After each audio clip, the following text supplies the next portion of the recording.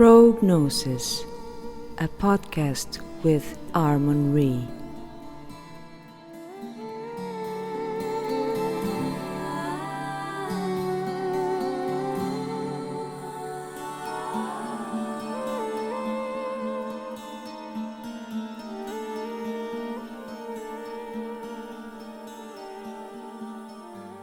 Welcome everyone, this is Pro.Gnosis episode 15, and today we have I would say unexpected guest. Out of nowhere I received an email, a very interesting email, from someone that was somehow inspired by the videos on my channel, YouTube, and I suppose that the podcast as well. And, I responded to that email and we had a conversation. And in that conversation, I found out that, to my surprise, I was talking to a 22-year-old who is interested in these fields and who also has very impressive, I would say, contributions from his own contemplations to share with everyone. So without further ado, I would like to introduce to you Cazumbo. Hello, Cazumbo. Hello everyone, I should say first. You could, by first instance, treat me as Kaz. Kaz, okay. It is not how I'm usually addressed, but if I have a choice in the matter, I would rather be addressed by Kaz. Cazumbo feels a little too intimate still. Okay, all right, so But Kaz it is. And it's even better for the English-speaking, because Kaz, I think, is more or less a common, isn't it? Yeah. So Kaz, tell me first of all, because this came out of the blue for me. How long have you been interested in, the exploration of spirituality and, let's say, even psychology and the nature of reality? And how did you also, came across, my contributions, and what motivated you to contact me? Very well. If I try to apprehend the origins of it, I would also need to explain that I started writing very young, perhaps not very young to be specific, at 15 or 14 years old. And much to your surprise, I'll tell you that I started writing fantasy stories with the influence of Chinese mythology.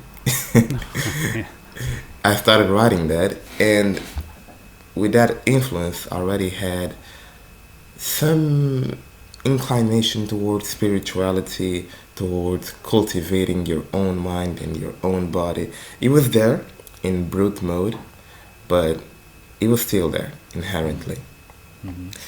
But it was when I completely stripped myself away from fantasy, from writing fantasy, that I leaned towards poetry and then towards philosophy, and I came across a ton of topics that I would never,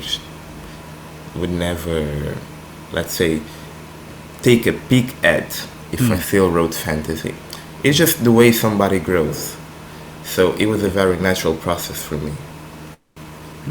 And so, since 14, you say, that is quite premature in that regard, because usually at 14 we're interested in other things, so that development that you were feeling, it began with fantasy, and me too, I would have to say, but then it went where, let's say, which avenues opened up for you after you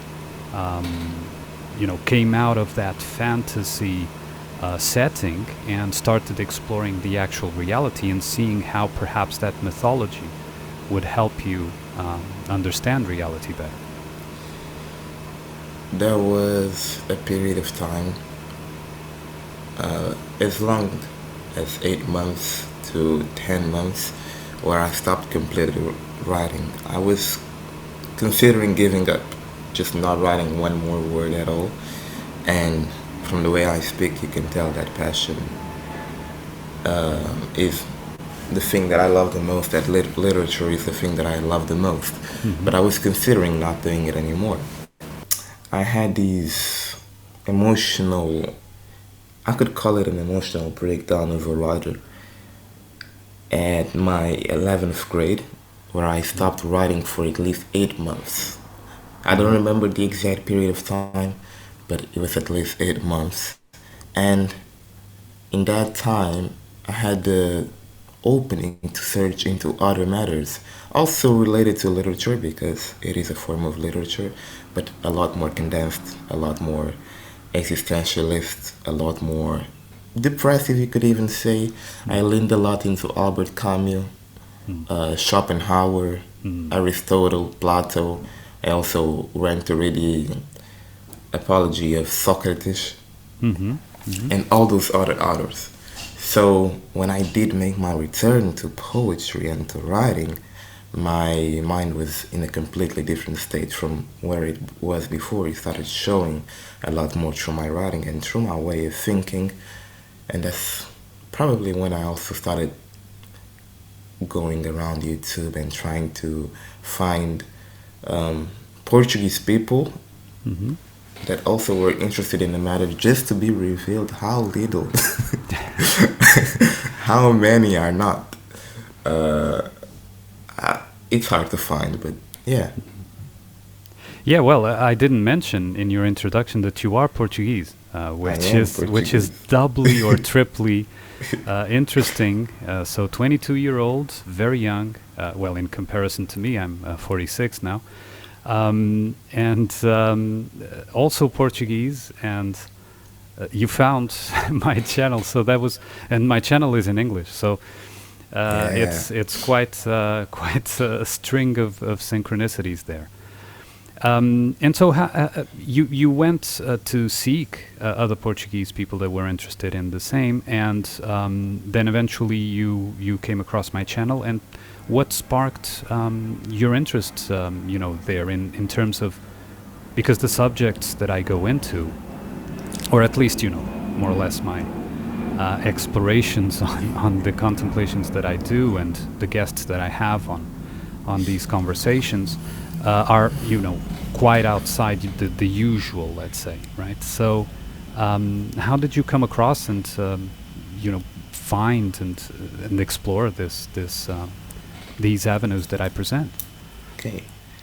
Ever since I first found your channel, I have made a deep dive on many videos, especially automatism. That's the one that I enjoy the most. But the encounter was funny because I was looking for good Tobacco Shop by Fernando Pessoa declamations. I love that poem. It is one of my favorites. And I was searching for good declamations because I was tired of always listening to the same ones. And then I come across this English one called Tobacco Shop, and I just decided to click on it because why not? I was probably bored, I don't remember. So I clicked on it and I started listening, and what instantly caught my attention was your tone, your diction, and also the music that you added on the video, right? That was a little soundtrack, a little classical music, a piano, if I remember correctly. It was Piazzolla, yeah. Okay. Mm-hmm. I did not know that. That's even better. And it instantly caught me, and I just could not pay attention to anything else when I started listening to that. I believe I have listened to that one single video more than 30, 40 times. I'm not joking. Yes, it is that good. Then, by curiosity, I went into your channel and I started looking at other videos. Now, we will both have to admit that those others are harder to digest, Yeah. but they are gold. And I also find that many of them are interconnected. So, some terms that you do use on a random video have been also in another video and are more clear and carefully explained there. So once I realized that, I started going into many videos randomly, not chronologically, Hmm. because it seemed way too far ago. Okay, Hmm. it Hmm. seemed way too far ago, and I had the idea that your thoughts could have changed with time. So I said, okay, let me just hop into what seems to interest me, and that's where I went. Very, very interesting. And yeah, you are absolutely correct. I can see that you're very perceptive. I mean, I could see that straight away in our first conversation. And the my visions are not set in stone at all. You know, the videos that I put there were, you know, sort of made up like a journal of my own observations, so that on the one hand there's a record of those observations, and also, you know, to share with whoever found them, for them to then, you know, do their own contemplations on it, and even disagree, or, you know, present any challenge to what is being presented, because the idea is not to, you know, I'm not teaching anything. I never had this idea, but to share the same, let's say, the same interest on this path of exploration with others. So, you know, you are quite correct in doing that. I mean, the chronological isn't very important. But now let's move to what you see, and you know, what your visions of the world, or your contemplations of the world, because we had, like I stated before, a private conversation before we record this episode, and I could find that not only you have your own very interesting views, but you're also able to pick up very, very quickly, impressively quickly, concepts that are very outside of the box, I would say. So, you know, how do you view reality in the psychological or spiritual sense? And I could help you there by perhaps starting off with you know, an idea about mathematics that you presented in our conversation, where, of course, it's used as a metaphor, not to say that it's literally like that, but that it was a very interesting metaphor using mathematics. But how do you see reality then? All right. You sure love to labor my English, which isn't up to par with yours, but I will try my best. Hmm. And before I will go into this philosophy, into this metaphor or great analogy that I've made with life and mathematics, I want to say that it isn't a defined outlook or even inward look that I have of the world, but just as you said, a contemplation of it, a lens through which I can understand it and perhaps make it a little clearer to my eye. With that said, I've had this idea in my mind for a long time. Actually, it's proud for me because one night I could not stop thinking about exponentiation. Hmm. When you elevate a root to a certain number, I could not stop thinking about that, although I have studied that many times in high school, and I already had the basis of it very well solidified in me. Hmm.